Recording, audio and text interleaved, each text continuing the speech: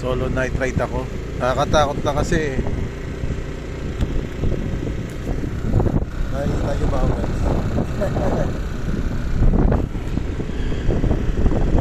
Tinarangkaso pala ako ng ilang araw. Pati ngayon may trangkaso pa rin ako. Kailangan ko lang iatid si Annie bala. Sorry. Pero hindi pa rin ako, ipakiramdam ko talagang nilalagnat pa rin ako, tinatrangkaso. Pero syempre kahit na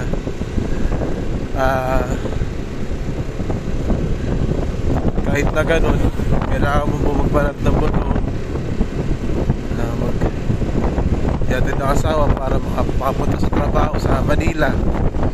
Dito pa lang ako sa San Antonio pa yata to, sa Bagak. Uwi na ako ng bahay. Alas 3 na yata ng gabi, ng madaling araw.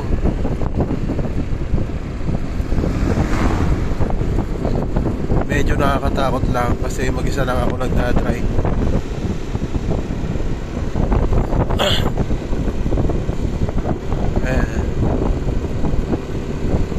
Ayun daan, papunta ng Bagak. Samahan nyo ako.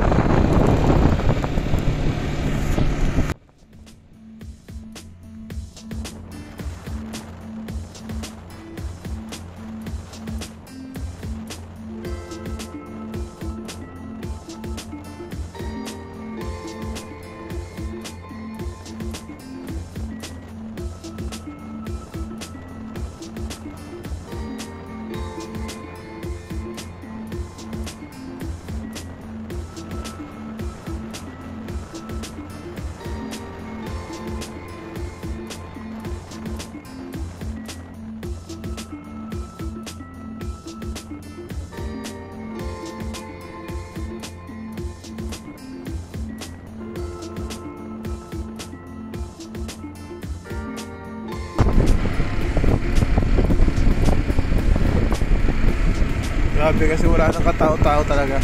Unlike sa Manila, kahit alas 2 o alas 3 ka na ng gabi, ng madaling araw, marami pa rin tao.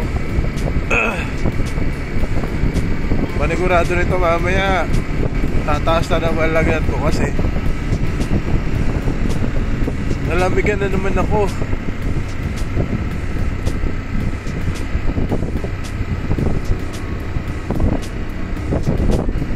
Nag-video lang ako kasi kinakabahan ako. Wait lang.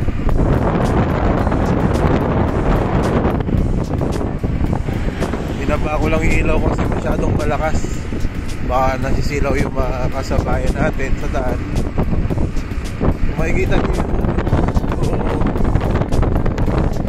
yung mayroong ilaw sa gitna, malaking tulong yan. Lalo na makikita yung hindi ko makita halos. Ayan yung mga lights natin na ayan. Malaking tulong yan, lalo na yung mga street lights natin masyadong mahina. So ayun, okay, nasa dilim na naman tayo. Alaksan ko lang yung ilaw ko. Wala naman nakasalubong.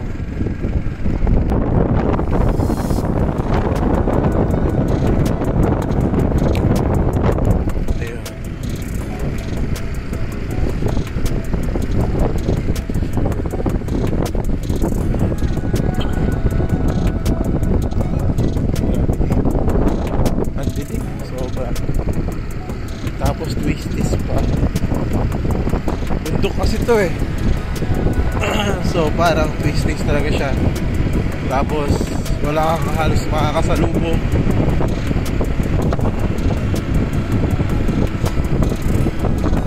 Bagay ito sitwasyon.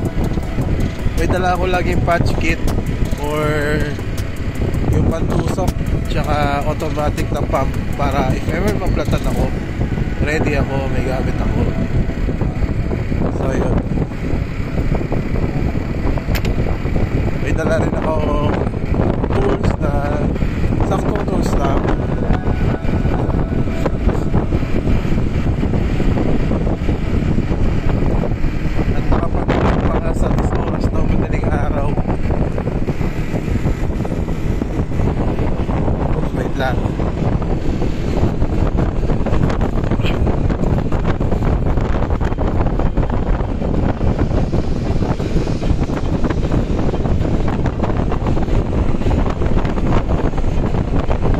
Samahan nyo lang ako hanggang makauwi. Malapit na rin naman ako. So from dito sa Bagak papuntang Balanga, usually binabiyahe ko siya ng 30 to 40 minutes. Puntang Balanga na yun, sa town proper. Pero pag kunwari binibilisan ko, kaya ko yung biyahe ng 20 minutes. Ngayon, good sabi lang, kasi wala naman na inaabot na oras, pauwi na rin, tutulog.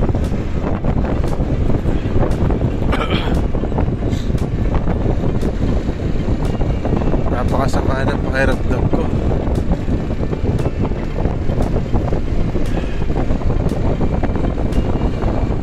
Siguro dahil sa lamig dito sa lugar na to.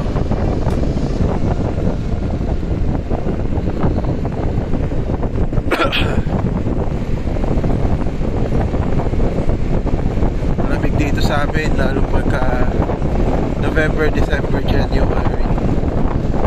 Ngayon ay January 12 yata ngayon. Napakalamig dito.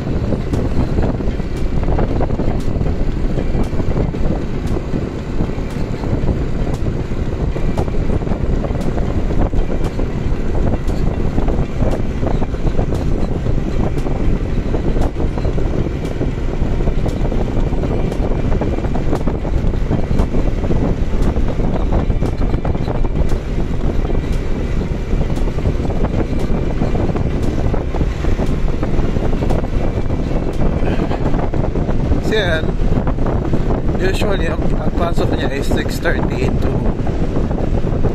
3:30 na hapon.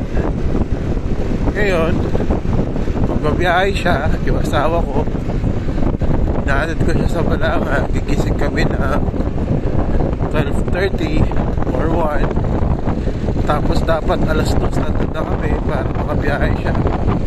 Dating siya doon na mga 5. So may mga ilang oras pa siya para makapagpahinga.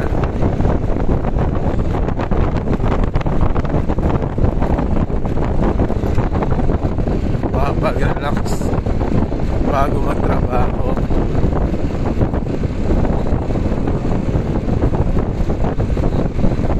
Hinaan ko lang yung ilaw ko ulit. Wait lang.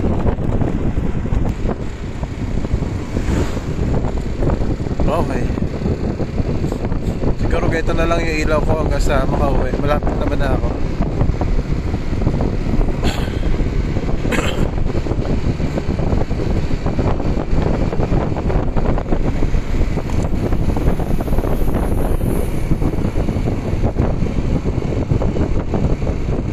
Walang katao-tao.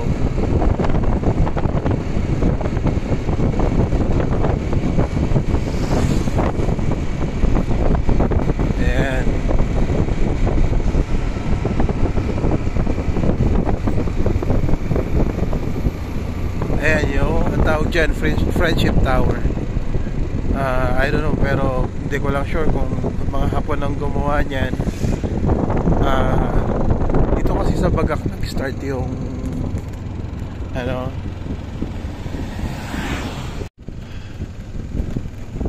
kita nyo ba ako? Ayan, nakikita nyo ako. Ayan, about sa Friendship Tower. Dito kasi sa Bagak nag-start yung ano, yung tinatawag nila Death March, Bataan Death March. Yung pumunta sila ng Tarlac, naglakad lang sila. So yun,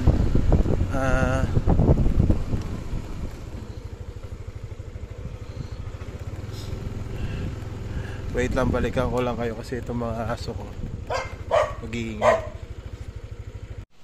Ayun guys, nakauwi na ako. So yun, Pasensya na, masama talaga pakiramdam ko. Pero, pag ituloy ko lang yung topic about dun sa Friendship Tower na pinakita ko sa kanyo kanina, bago ko i-post yung video. Um, as we all know, kilala ang Bataan sa Death March. Kasi dito nagsimula yung Death March sa Bagak, Bataan. Ito yung kilometer 0 ng Death March. Tapos, matatapos yata siya sa Tarlac. So, yun. Kaya ginawa yung Friendship Tower. It's between Filipinos and Japanese. So, ano siya? Sign of peace and sign of friendship between two countries. Because of what happened, diba? Sobrang brutal nun eh. Ang daming namatay nun. Time na yun. So, yun lang. Magpapahinga na ako, matutulog na ako.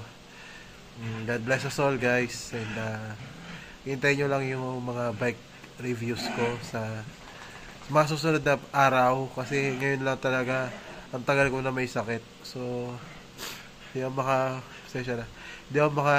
makalabas. So, yun. God bless us all and ingatan kayo ng Panginoon natin. Bye-bye.